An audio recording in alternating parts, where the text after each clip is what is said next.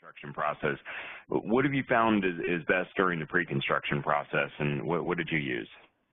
Well, I've used a ton of different things.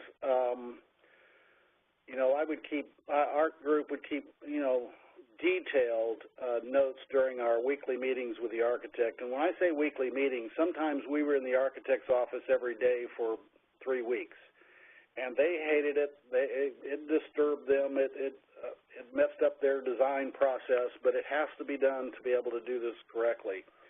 I got to a point where there was some software out there that allowed the architect to draw and me to pull off his drawings off of an FTP site and be able to see what he had drawn every day, because every day was a different color.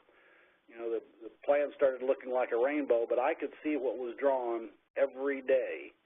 And if it was online with what I was looking at, I was fine with it. If all of a sudden it looked like it was going a different direction, I knew that was the time to get involved. I would say you've just got to be in their office more often than you would think you would need to be able to control the process. And you set that up early with the owner and making sure that's going to be allowed. With the owners, the owner wants to understand all the decisions that are being made. And what I used to use is a form, and on the left side, I call it a roadmap form. And on the left side, it was the change issue, and the change could be a value engineering option, or it could go either way. It could be a plus or a minus, but it was something the architect and the contractor were working on as an item. I would describe it in detail on this form, the pros and cons. I would say whether the architect approved it or not, or was for it or not, whether I was, and then the costs associated with it, either plus or minus. Then I would have 3 columns, a pending, accepted, and rejected column.